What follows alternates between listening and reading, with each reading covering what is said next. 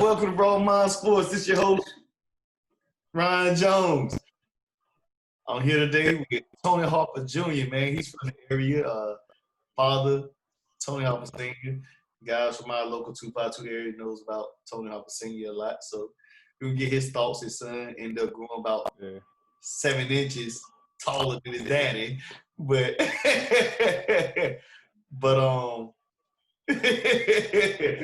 we'll get to that segment a little later. But so Tony Jr., how you doing, man? I'm doing good, man. Like I said, staying healthy, staying fit, staying in shape. That's good, man. So we're gonna get into your raw thoughts, about you, your career, things like that. So tell me, like, where did the game of basketball start for you?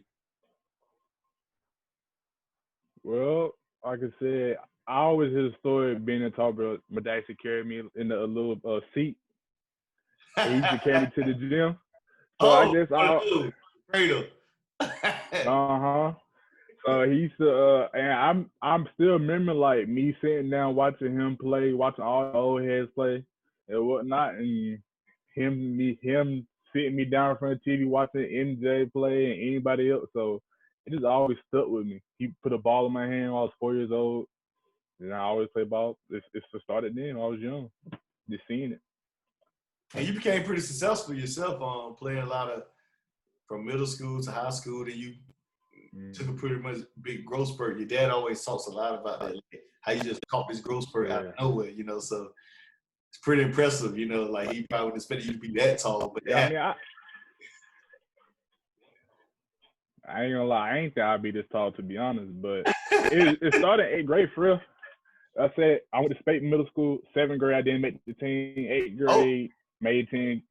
Yeah, so, I was like the biggest person, so I really had no choice. He picked me, so I think I was like 5'9", 5'10", maybe a little bit taller than that. And then after the season ended, I went to UNC basketball camp. Oh, you couldn't go to basketball camp. You had to go to UNC basketball camp. Yeah. I'm joking, man. So I went to UNC basketball camp. I was 5'10", 5'11". That week, dropped me off, came back. My dad picked me up. I was 6'3". So, and then that's when all, the growth started happening. I grew like an inch or two every year. So then I restarted loving the game. Then I started training with Leon Dupree. Yeah, so that's like my big mentor. He always kept me in the gym every day. So that's where it started. Man, that was tough, man, to catch that quick growth spurt. And you said you got cut in 7th grade year. So what made you you trying to say the 8th grade year, he kept you because you was big, or was you at the same level the 7th grade year, or you was better? Nah, I mean, to be honest, it was like that basketball bug didn't hit me until 8th grade year. Because I was doing karate. Yeah, your daddy was great at that. He knew a lot about that. So exactly. So so I was real. Like, I didn't want to play basketball at that point. At a point, I want to do like UFC type stuff. That's how big I was on martial arts. And then 8th grade hit me. I'm like, I'm actually kind of good. Like I can act. And then after that, I started training. I was really, ever since then, I never looked back. Just been real big on basketball. Still love it to this day. So tell us about your career, Wilson Bettenfield, and I know you probably played with a lot of few AAU teams and stuff like that. And what developed you for 4 years? So, like I said, I stay in the gym with Coach Leon Dupree, and then freshman year JV team, we lost 2 games that whole year, and then sophomore year still JV, then we had a down year, and then junior year varsity. That's when I knew it was another level. So I told myself I have to get in the gym more than I have done before. So that whole year, that whole summer, I focused on my body, agility, all that. Then senior year came, me, AJ Williams, Eli Hooks, I can name some more on the team. Then it just went off from there. I didn't have that many looks in high school. Just didn't, being from a small town, that not many scouts or whatnot. Social media was just then popping off. It was coming like for athletes. So my mom used to literally drive me She drove me to all the JUCOs, all the AUs, teams, everything. So when it comes to recruiting, I literally went to go get it. I had to. So I went to Brunswick, Sand Hills, and Whew. Pitt. Mm-hmm. Yeah, you went to Brunswick. I heard Brunswick always had some good players here and there, so you know that Always. but they out And the there. thing, it was. And then, I mean, he's a great coach. I met him and tried out, but he was talking about redshirting me. Even though I wasn't, I'm humble. I always been. I was really like, I was ready to go in now. So I decided to go to Sand Hills. Gotcha. So what led you outside high school to the JUCOs and your mom manually instead of doing social media, just y'all pretty much like Pat and Joe in the car? What led you to Johnson C. Smith College to play basketball?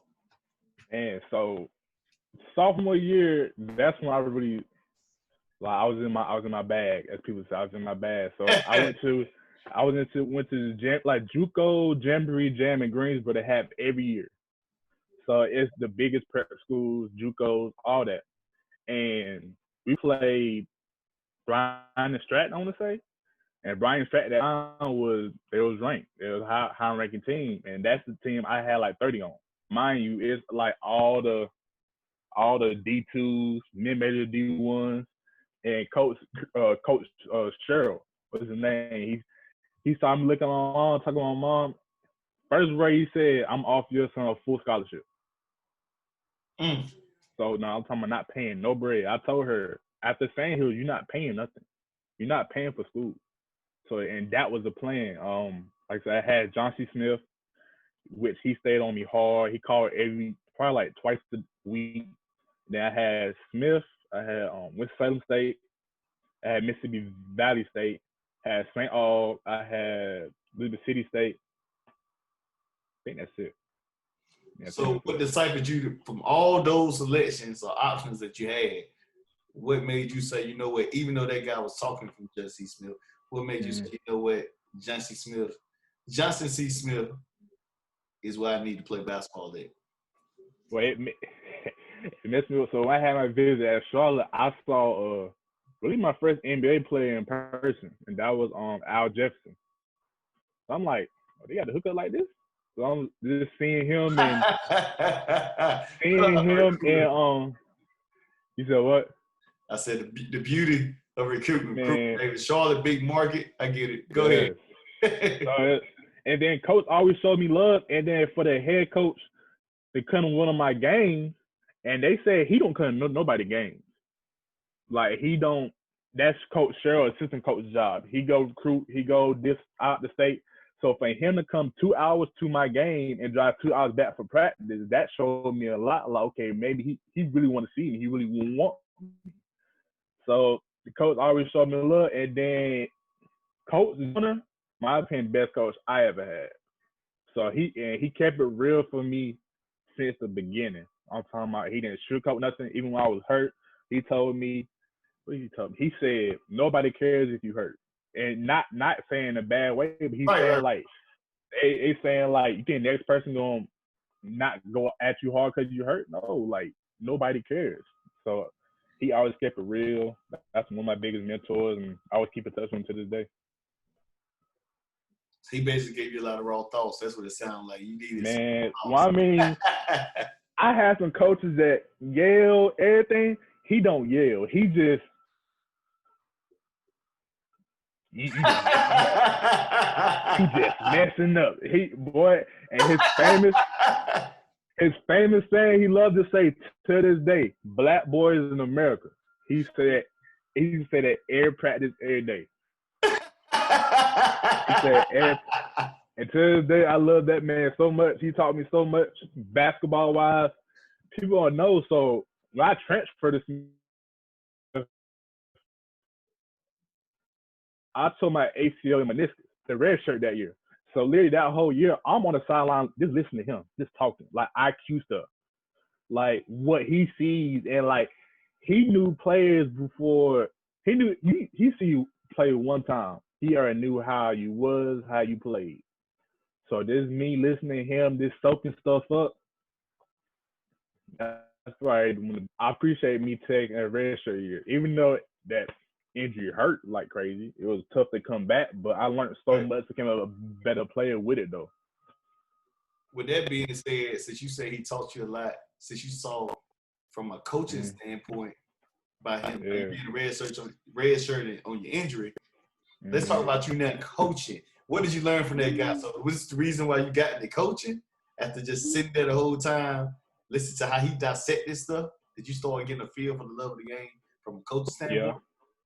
Yeah, I did. Just like that, it's so different as a player coach. Like I thought, first of all, I had to develop patience.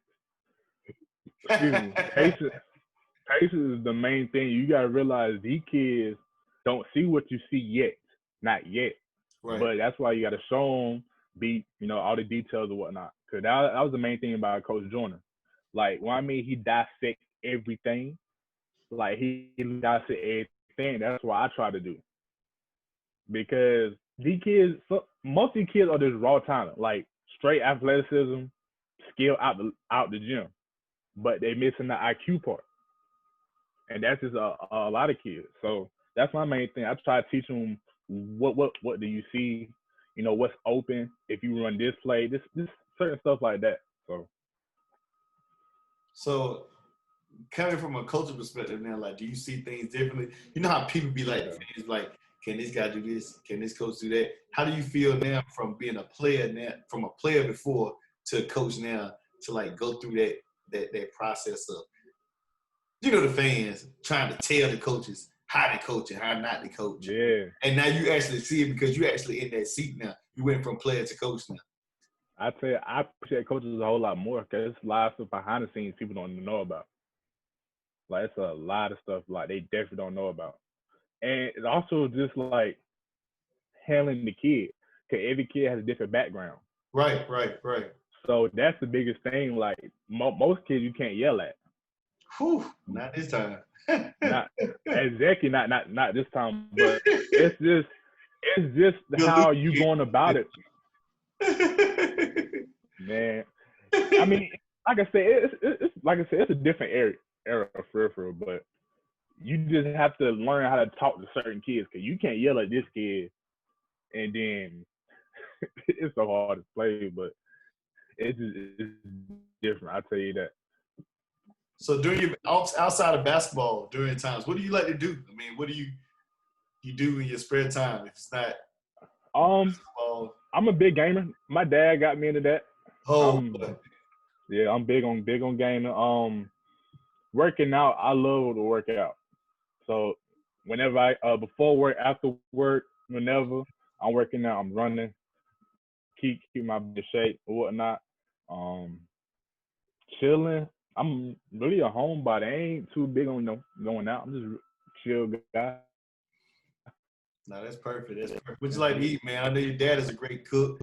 He taught you a lot from martial arts and basketball. An incredible dude, from what I've seen. A very genuine guy who will help anybody in the world. So, give me a little secret or something about your dad and his great chef. And I've been seeing him on the grill lately. So man, look, my dad can cook.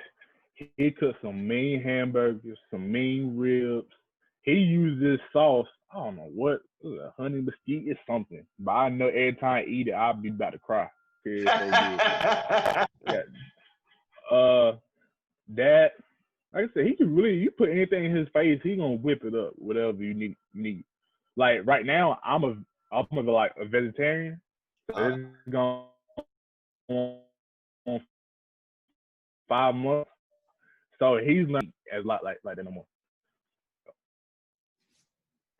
And then my favorite food, I love Hispanic food. That's my go-to. Like, yeah, that's me too. Enchiladas, burritos, all that. Yeah, that's definitely my go-to. I've been learning to grill lately, but Hispanic food is mine too as well. So, man, that man's crazy. So, in conclusion to this episode, raw thoughts. Give me some raw thoughts. What would you tell future kids preparing to play at the next level, play in high school? You're a coach now, so what would you tell your players? Or what's something that you would say? Man, it's all about work ethic. It's all about grinding. Like, I wasn't I didn't get better just because my athletics. I stayed in the gym, literally in the gym. Like I was in the gym at least 6 to 7 times a week in high school. In college, I was in the gym twice a day before practice. So it's just staying in the gym. You got to get better. You got to get up. Like different stuff motivate people. My motivation, my parents, they work hard for me to be where I'm at now. So work ethic, and it's not all about. It's just not all about the basketball part. It's about the weights. I'm talking about just learning the game, watching film. I watch film all the time just on different players. I watch Paul George a lot. People don't know Jabari Parker is my favorite player. Oh boy. Just because ain't he's definitely 6'8" taller than me, but I like the way how he's big. He has a bigger frame, but he can move the ball like guard. Right. Yeah, so I like, my opinion, I like big guards. So Paul George is one of them. Jabari Parker, I watch film a lot. So like I said, we're at this separates everybody, especially down here. It separates everybody. Well, you heard raw thoughts from Tony Harper Jr. You know, he gave you what he had. He gave you his blueprint to success and what he's done before, how he played the game of basketball. We're here. Mm-hmm. Man, I appreciate you being on the show today, man. We're going to definitely see your Jabari Parker skills soon once everything is over with. Maybe we get back in the gym soon, you know. You can, basically. And I appreciate you having me, man. For real. I appreciate that. No problem, man. Well, you guys have a great day, great night, great morning, whatever time you're watching this.